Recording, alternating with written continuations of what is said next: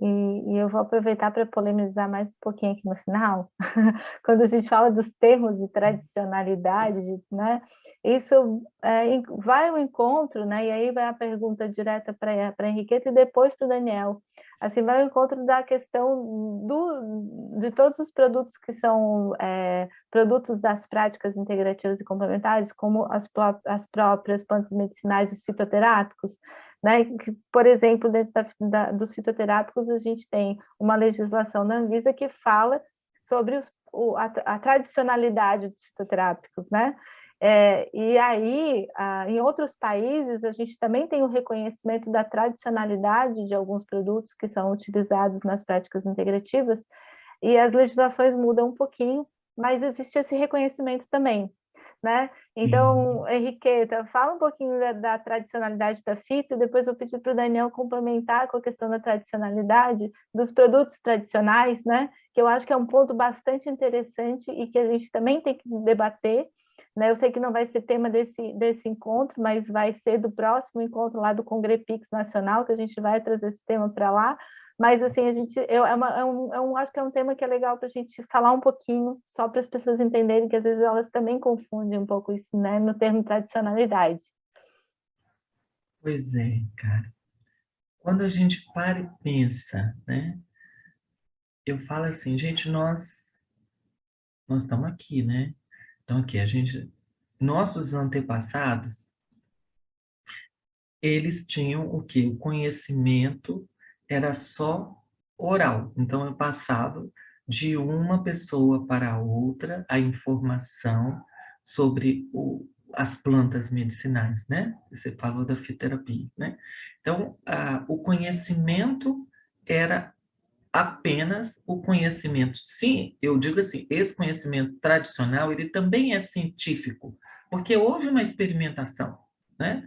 Assim, por que que as pessoas indicavam uma planta para determinado problema de saúde? Porque houve experimentação, houve uma observação e observação não foi só de uma pessoa, provavelmente eles observavam uma pessoa, duas pessoas, enfim, né? Um N, tinha um N para isso, para se chegar a dizer assim, olha, essa planta tem essa ação, né? Vai funcionar para o pulmão, para problema de pulmão, para tosse, para isso, para aquilo, para febre, né?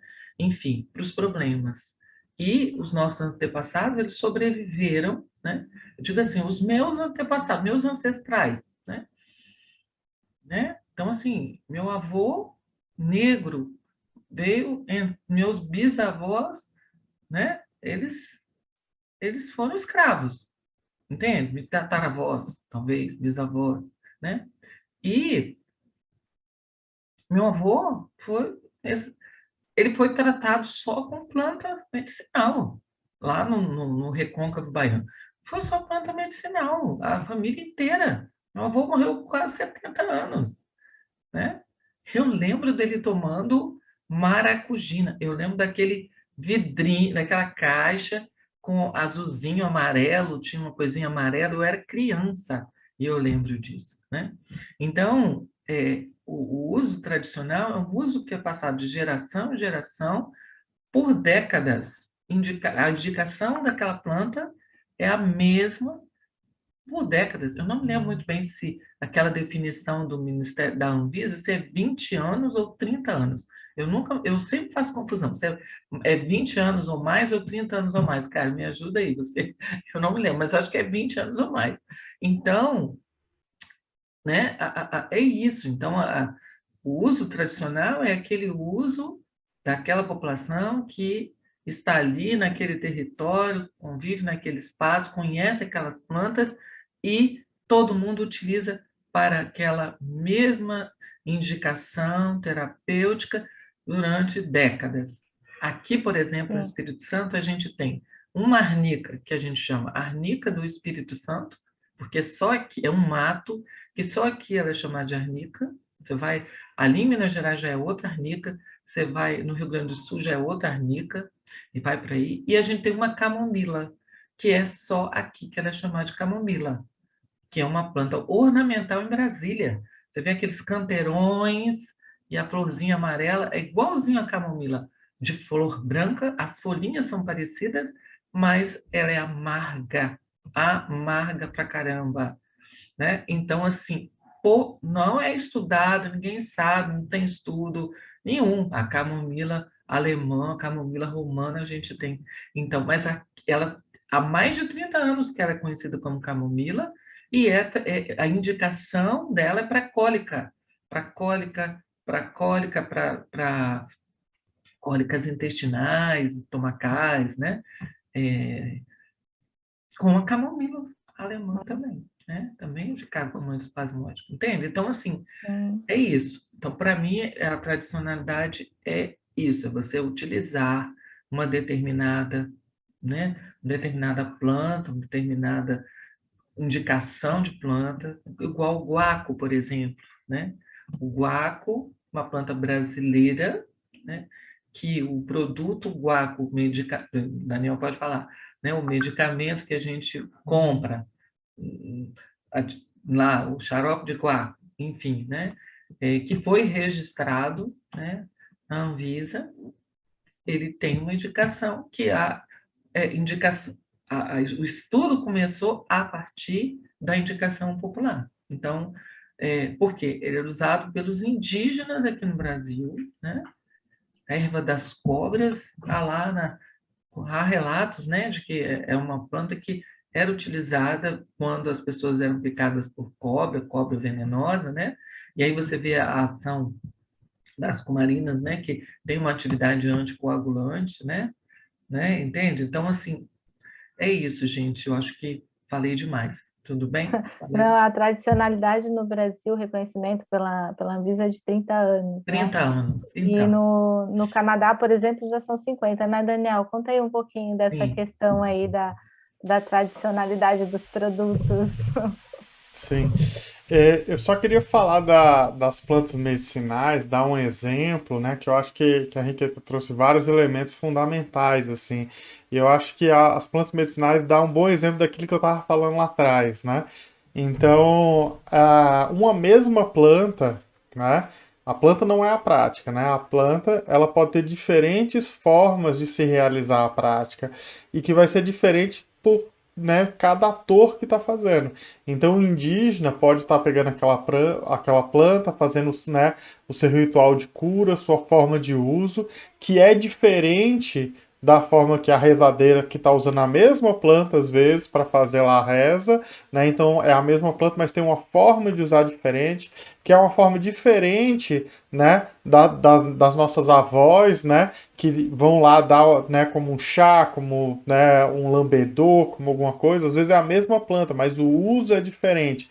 E que às vezes é diferente de como, né, a pessoa lá né, no terreiro vai também utilizar aquela planta, né, com toda a sua simbologia, com todas as suas questões, né, da espiritualidade, e que é diferente da forma que o profissional de saúde vai utilizar. Né? Então, a mesma planta tem diferentes formas, né, de ser utilizada, e uma tem a ver com essa medicina tradicional, outra é com essa prática popular dos nossos avós, né, dos nossos, né, nossos antepassados, da nossa comunidade, né? Às vezes é a vizinha, o vizinho que conhece, né?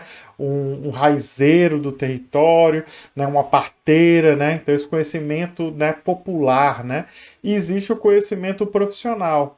Eu, enquanto profissional de saúde, eu não posso prescrever algo que eu não conheço, né? Eu estou indo contra a minha ética profissional que está lá, né, nos conselhos. Mas eu posso acompanhar o uso, né? Então, uma pessoa que está lá utilizando uma planta, né, para baixar a glicemia, eu não vou, enquanto profissional de saúde, dizer assim, não, você não pode utilizar essa planta, tome aqui o meu comprimido, porque isso daqui eu tenho certeza, isso é científico, e aí vai, né? Então, aquele conhecimento colonizador, né? E aí a gente está falando dessa questão da colonização dos conhecimentos.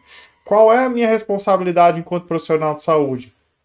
Dialogar, entender que prática está sendo utilizada, e aí dizer assim, não, tudo bem, você está usando essa planta, vamos fazer o seguinte, né? A gente vai fazer um exame de glicemia para saber como está a sua glicemia, né? E aí, a partir disso, a gente vai dialogar o que a gente vai fazer junto. Então, digamos que se ele está controlado, utilizando aquela planta, ok, eu vou continuar acompanhando ele ao longo do tempo, né? Querendo saber, lógico, às vezes se tem uma toxicidade, aquela planta, às vezes ele tem que deixar de utilizar uma planta, variar aquela planta com outras plantas, né, para não utilizar uma mesma por muito tempo, que pode gerar uma toxicidade, né? Ou, digamos que não tenha equilibrado aquela glicemia, eu vou conversar com ele, olha, né, a planta que você está usando não chegou no nível ainda de glicemia ideal para você ter saúde, né, daqui a alguns anos. Você pode ter alguns problemas porque a glicemia não chegou no nível ideal. Como é que a gente vai fazer? Aí ele pode decidir mudar a planta, ele pode decidir começar a fazer uma atividade física, ele pode, né, discutir o plano terapêutico dele com o profissional de saúde. Então isso é a atitude do profissional de saúde que respeita esse saber, né? Às vezes ele pode dizer, não, eu vou lá na reza de fulano que vai, né, baixar minha glicemia, ok, tranquilo, né? O que que eu vou fazer? Então, ó, daqui 3 meses você volta, a gente faz o exame de acompanhamento, né? A responsabilidade é cuidar, não é desrespeitar esses vários saberes, né? Então, e como a Henriqueta falou, às vezes, né? Conhecimentos que a gente não domina e não é da natureza do profissional de saúde, ele resolve muita coisa. Não cabe a gente dizer, julgar, cabe a gente acompanhar a saúde, né, das pessoas, né? Então, acho que esse é um ponto, né, fundamental. E aí dizer que também isso tem impactado na regulamentação de vários produtos, né? Então, a gente tem alguns desafios das plantas medicinais aqui no Brasil, né? Um delas é que a gente tem uma lei que proíbe a venda de plantas medicinais, né? E deixa que só pode ser vendido em farmácias e ervanarias. Então, isso é uma forma de coibir que a população venda, né, utilize, né, tenha acesso a isso, a não ser por dentro da farmácia. Né? Isso é uma lei lá de 1973, né, que a gente tem que, enquanto, né, sociedade, pensar qual seria o melhor formato. Né? E aí a Anvisa ela tem a regulamentação daquilo que é industrializado, né, que pode ser a partir, né, dos estudos, né, científicos, né, ou da tradicionalidade. Então ele vai ter que apresentar documentos, sim, que comprovem que aquela planta é utilizada para aquilo e tem um registro de uso de mais de 30 anos aqui no Brasil. Então é uma documentação, é uma forma de apresentar, né? Mas para quê? Para a indústria ir lá e produzir aquele produto, né? Então é uma forma importante de uso? É sim, mas existem outras formas que a gente tem que discutir. E aí os outros países têm avançado na regulamentação dos produtos, né, para a saúde. Então, por exemplo, a nossa legislação sobre a aromaterapia, ou ele é cosmético, ou ele é alimento, ou ele é medicamento.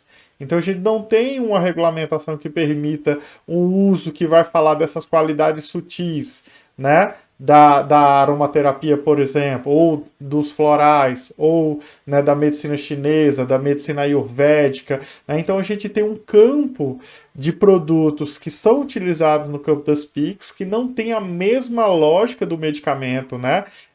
Sintético ou fitoterápico alopático, né? Mas que está em discussão na Anvisa e que existe, né, que ainda está, né, precisando avançar, mas que outros países já consideram, já tem uma legislação sobre isso, né? O Canadá é um país que tem uma legislação bastante avançada sobre isso, né? A Alemanha já tem várias coisas também regulamentadas. Por exemplo, a medicina chinesa ela é regulamentada, né, a partir do aspecto, né, da regulamentação ou né, do princípio que ele vai ter no Qi, por exemplo, dentro da filosofia da medicina chinesa, né, e não como um medicamento, né, em vários países da Europa, por exemplo. Então, assim, é um debate, né, de como a gente considera, valoriza esses conhecimentos, né, respeita também, né, então, esses conhecimentos tradicionais. Bem Gente, lembrado, tá Daniel, você passando ficou muito falando. rápido. Eu fiquei lembrando que foi exatamente assim que eu fiz, né?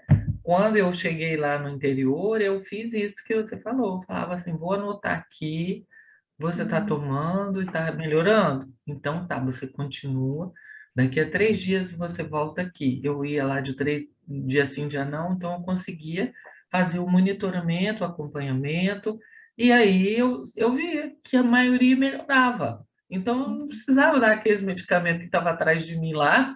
O Uhum. xarope, gente, era iodeto de potássio. Falei, gente, como é que eu vou dar Senhora. isso? Não tinha coragem de prescrever aquilo, né?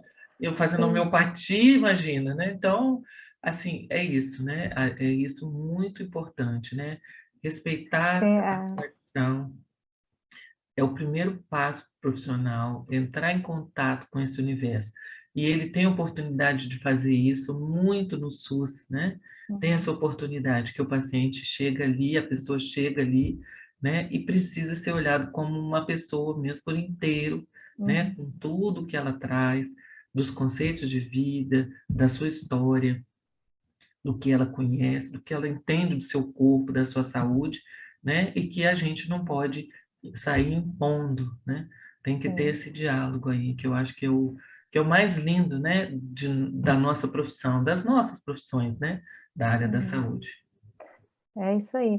Gente, está passando muito rápido, mas só para finalizar essa conversa, eu tive a oportunidade de orientar um trabalho sobre na residência de uma aluna de farmácia, que a gente analisou justamente isso, o que as pessoas usavam naquela comunidade, naquela UBS de plantas medicinais, e qual a interação daquelas plantas que estavam disponíveis na unidade para a comunidade com relação aos medicamentos que a unidade dispensava, principalmente diabetes e hipertensão.